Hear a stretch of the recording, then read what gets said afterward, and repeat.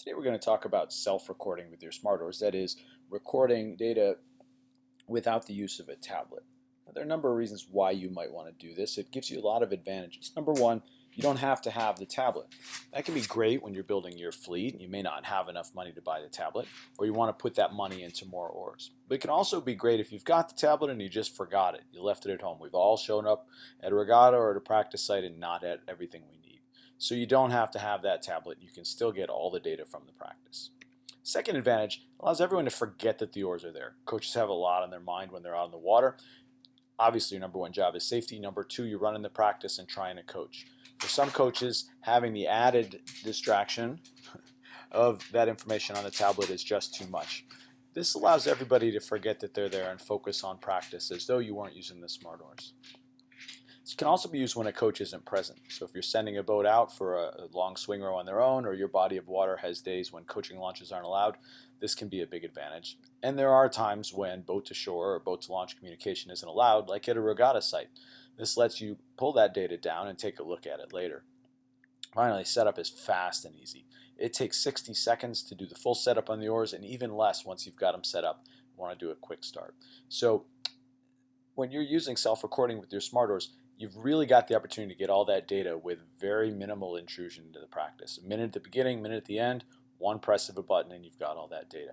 So we're going to take a look at how long it takes to set those oars up at a regatta site, and then all that it takes to do the recording.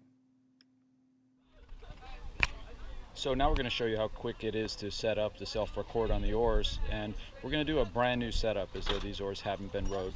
First thing we're going to do is just turn them all on.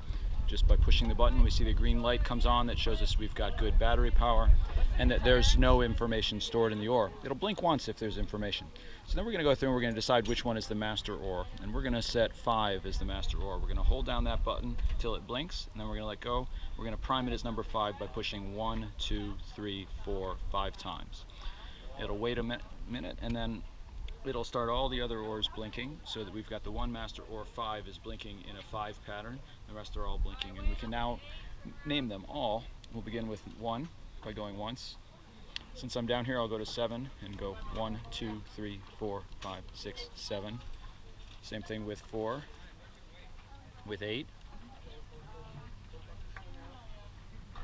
with 6, with 3, and with 2. So about 1 minute to do the entire set of oars. They're now ready to go with number 5 as the master. When we press number 5, it begins to record. We see the solid green light, and when we're done, it goes back to blinking. Each oar is blinking in its number in the lineup. So when we're done and we want to shut them off, we can just hold down the master oar, and it will turn off all 8 oars at once, and we're done. If we want to do a quick start, it's really easy to do. We've set up all these oars as they are.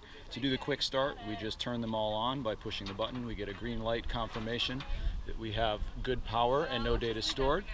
And if we want to make it so that it's the same as it was, we'll go to number 5 as the master. We'll hold it down until it blinks. Once it starts blinking, we know it's in charge. If we want to do the quick start, we just hold it down again till the light goes off and then comes back on. We notice it's now talking to all the oars, and it's telling them to use its last position. And so they're each blinking in sequence for which one they are. We're ready to go with number 5 as the master. Pushing it once, we record. Pushing it twice, we stop recording. So that's all it takes to do a quick setup here at the race course. So we're ready to go for the afternoon racing. And then to turn them all off for now, just hold that down, shuts off the whole set.